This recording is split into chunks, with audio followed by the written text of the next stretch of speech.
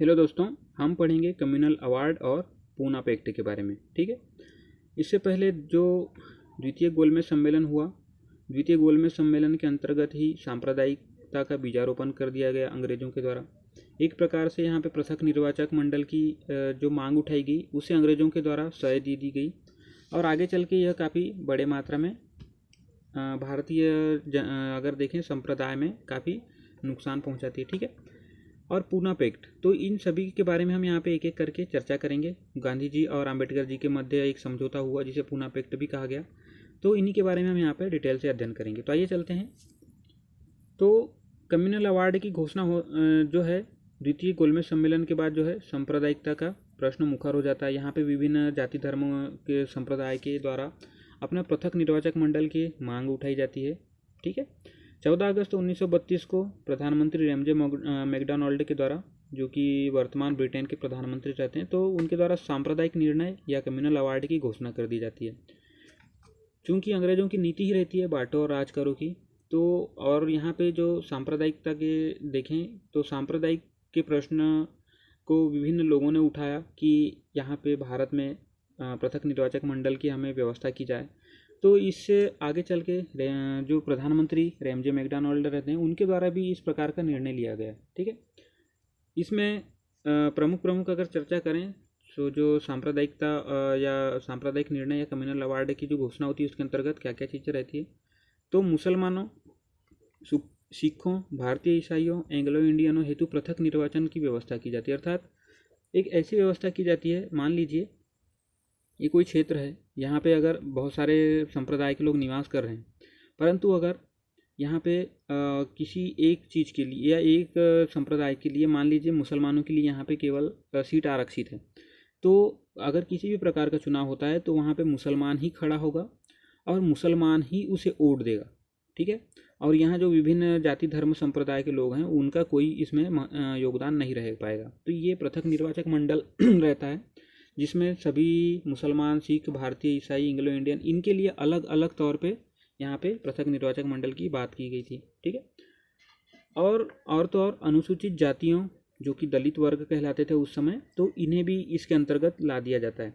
परंतु चूंकि ये हिंदू जाति ही रहती है, ठीक है, ये एक हिंदू धर्म के अंतर्गत ही आते हैं, तो इनके बारे में हम आगे चर्चा करेंगे।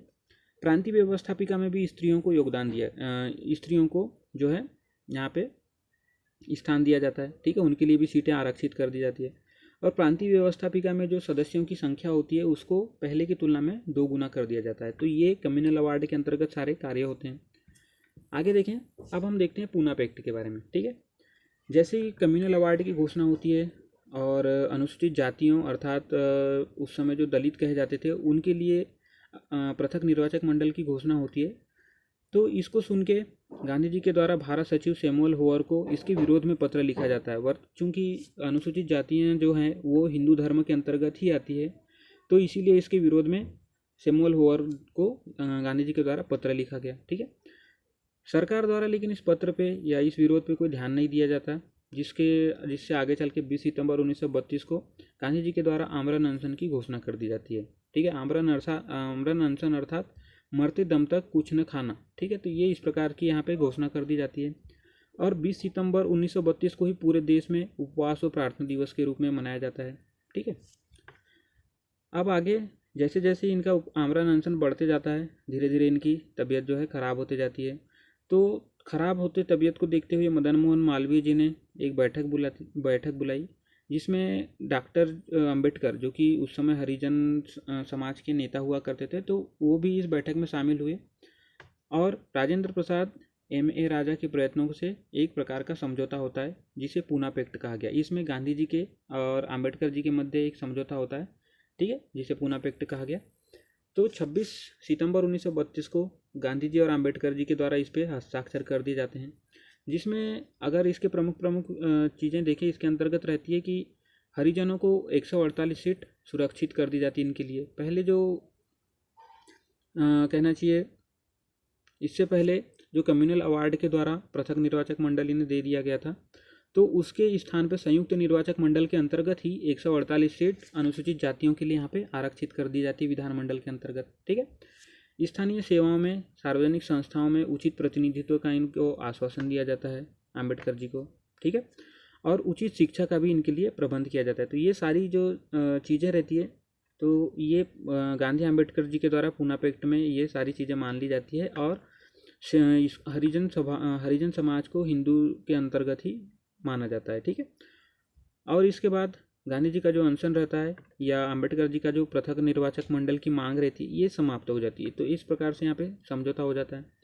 7 नवंबर 1933 को, चूँकि ये अंबेडकर जी के साथ में गांधी जी का समझौता होने के बाद गांधी जी ने हरिजन उत्थान के लिए आगे चल के 2 साल के लिए अपने पूरे कार्यक्रम रद्द कर देते हैं और केवल हरिजन उत्थान के लिए ही कार्य करना शुरू करते हैं। तो ठीक है, तो इसी कड़ी में आगे चल के 7 नवंबर 1933 को वर्धा से हरिजन यात्रा प्रारंभ करते हैं। गांधी जी के द्वारा हरिजन यात्रा प्रारंभ की जाती है, ठीक है।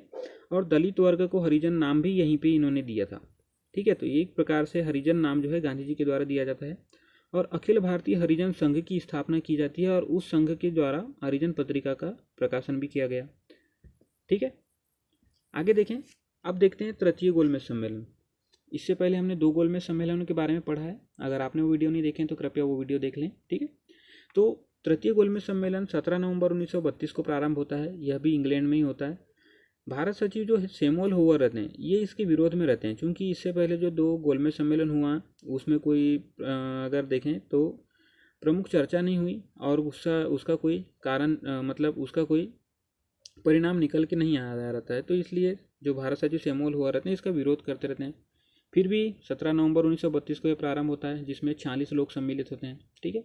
जिसके अंतर्गत भारत में जो अंग्रेज़ों के भक्त रहते हैं, सांप्रदायिक शक्तियाँ रहती है भारत के अंतर्गत ही, और ब्रिटेन के उदारवादी और प्रक्रियावादी दल जो रहते हैं वो इसमें सम्मिलित होते हैं। परंतु जो ब्रिटेन के मजदूर दल और कांग्रेस, भारत में कांग्रेस जो रहते हैं वो इसका बहिष्कार करते हैं।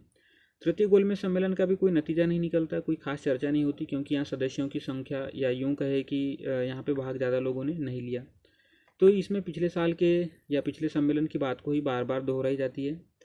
परंतु एक इसका अगर परिणाम देखें तो तृतीय गोलमेज सम्मेलन के परिणाम स्वरूप ही आगे चल के भारत शासन अधिनियम 1935 बनाया जाता है, ठीक है। और भारत शासन अधिनियम 1935 के द्वारा विभिन्न प्रकार के प्रयोजन भी किए जाते हैं। तो ये रहा तृतीय गोलमेज सम्मेलन। हमने चर्चा की कम्युनल अवार्ड के बारे में, ठीक है। जाना कम्युनल अवार्ड क्या है और उसको किसके द्वारा घोषित किया गया और किस पे यह लागू हुआ। आगे हमने पूना पैक्ट में देखा कि गांधी जी और अंबेडकर जी के मध्य क्या समझौते हुए उसके बारे में हमने चर्चा की। और आगे हमने देखा फिर उसके तृतीय गोलमेज सम्मेलन के बारे में। तो ठीक है दोस्तों, अगर आपको जानकारी पसंद आती है तो इसे शेयर कीजिए। धन्यवाद।